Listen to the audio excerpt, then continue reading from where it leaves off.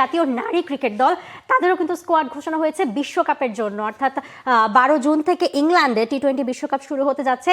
সেই বিশ্বকাপে খেলার জন্য স্কোয়াড ঘোষণা হয়েছে এবং এখানে আমরা মাত্র 2 জন পেসারকে পেয়েছি। তো এটা নিয়ে অনেক বেশি কথা হচ্ছে যে মাত্র 2 জন পেসারই কেন, পাইপলাইনে আর কোনো পরীক্ষিত পেসার নাই এই জন্য, নাকি আসলে তারা বাংলাদেশ পরিকল্পনাটাই ভিন্নভাবে করছে, যেখানে আসলে মারুফা এবং ফারিহা এই 2 জন পেসার এবং নিগার সুলতানা জ্যোতির নেতৃত্বে এই স্কোয়াডটা তারা দিয়েছে। যেখানে আমরা জানতে পেরেছি যে এমএল জ্যোতিরও কিন্তু খুব একটা ভালো সময় যাচ্ছে না, এই তিনি আসলে চোটে আছেন, চোটে পড়ছেন, আবার চোট থেকে সারছেন, কিন্তু মানে থাকে না মানে একটা রিদমে থাকা, জোরালো রিদমে থাকার মতো অবস্থা আমরা আসলে দেখছি না।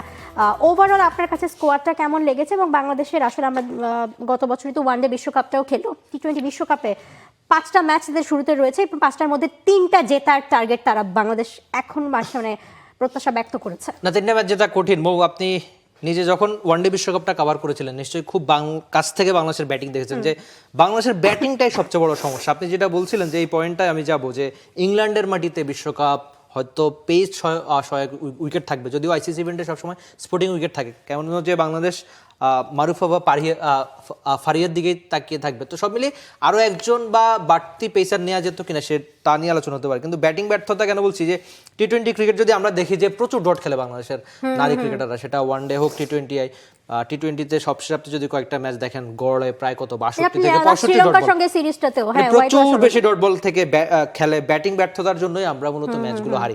আমাদের বোলিং অ্যাটাক আমি বলছি যে দারুণ, সেখানে আপনি ওই নাহিদার কথা বলেন, রাবেয়া লেগ স্পিনার বা ফাইমা সব মিলিয়ে মারুফাদের কথা বলতে পারেন, বোলিং অ্যাটাক ঠিকঠাক, ব্যাটিং সমস্যা যদি সমাধান করতে পারে তাহলে বিশ্বকাপে ভালো করবে বাংলাদেশ, এবং সেটা আমাদের প্রত্যাশা থাকবে যে বাংলাদেশ আসলে ব্যাটিং সমস্যাটা কাটিয়ে বিশ্বকাপে ভালো করবে।